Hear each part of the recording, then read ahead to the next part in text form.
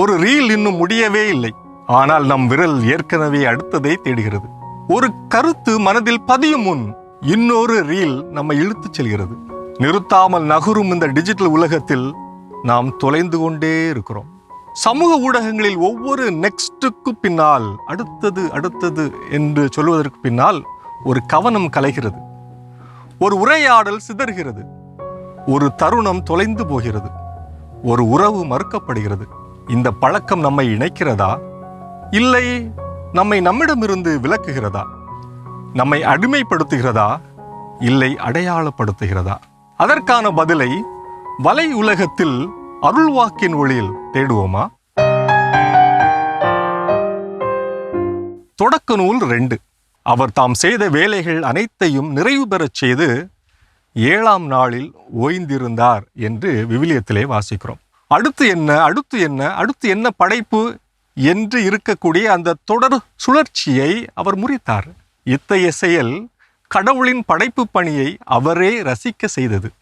அவர் அனைத்தையும் முற்று நோக்கி கடைசியாக அது மிக நல்லது என கண்டார். ஓய்வு நாள் என்பது மிருகங்கள், மனிதர்கள் என்று அனைவருக்கும் அடுத்து வேலை செய்வதற்கான உத்வேகத்தை கொடுத்தது. The practice of Sabbath is a physical and neural reset என்று சொல்கிறார்கள். ஓய்வு நாள் என்பது உடலுக்கு மட்டுமல்ல, மூளை நாளங்களுக்கான ஓய்வு என்கின்றனர் அறிஞர்கள். அது என்ன என்று தொடங்கி அடுத்து என்ன என்று ஏங்கி தவிப்பதுதான் மனித மனதின் இயல்பாக உள்ளது.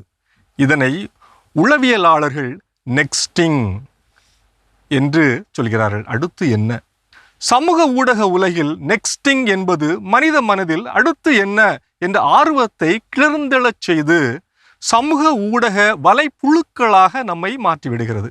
சமூக ஊடகங்களை அளவிற்கு அதிகமாக பயன்படுத்தும் போது நமது உடலில் டோப்பமைன் என்ற அமிலம் சுரந்து, அது மகிழ்ச்சி அமிலம் சுரந்து அந்த வெகுமான சுழற்சிக்குள் ரிவார்டு லூப் நம்மை சிக்க வைத்து விடுகிறது.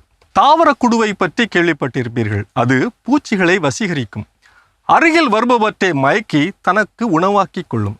ஒரு வீடியோவை பார்க்கிறோம், அது ஒருவித மகிழ் மயக்கத்திற்கு இட்டுச் செல்கிறது. மீண்டும் உடலும் உணர்வும் அதே மகிழ் மயக்க நிலையை எதிர்பார்க்கிறது. எனவே மீண்டும் அடுத்த வீடியோவை பார்க்க அது நம்மை தூண்டுகிறது. இதுவே தொடர் செயலாகி பல மணி நேரம் நம்மை அறியாமல் சமூக ஊடகங்களின் கைதிகளாக்கி விடுகிறது. மனிதர்களின் அடுத்து என்ன என்று எதிர்பார்க்கும் இயல்பை நன்கு புரிந்து கொண்டு அதிலே ஆதாயம் தேடும் ஒரு வணிக யுக்தியை அடையாளம் காண்பது இந்த காலத்தின் கட்டாயமாகும். இந்த டோப்பமைன் வெகுமதி சுழற்சியில் சிக்கிக்கொள்ளாமல் நம்மை தற்காத்து கொள்ள வேண்டும்.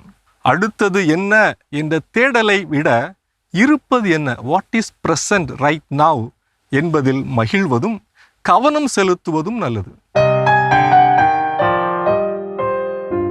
நெக்ஸ்ட் நெக்ஸ்ட் நெக்ஸ்ட் நிற்காமல் ஓடும் இந்த சமூக ஊடக உலகத்தில் தறிக்கட்டலையும் மிருகம் போல நிற்காமல் எங்கோ ஓடுகிறோம், எதையோ தேடுகிறோம். நெக்ஸ்டிங் கலாச்சாரம் நம்மை தொடர்ச்சியாக ஆபத்திற்குள் இழுத்துச் சொல்லும் போது ஓய்வு என்பது நம்மை ஆழமாக சிந்திக்க வைக்கிறது. சமூக ஊடகங்களின் மொபைல் திரைகள் மாயாஜால கண்ணாடிகள் நம்மை மயக்க நிலையில் சிறை வைக்கிறது. நம் விரல்களையும் நம் மூளையினையும் நம் கட்டுப்பாட்டிலிருந்து பிரித்தெடுக்கிறது. நீ மனிதன், இயந்திரம் அல்ல. இனியாவது கொஞ்ச நேரம் நில், கொஞ்சம் நேரம் கவனி, கொஞ்ச நேரம் கழித்து செல்.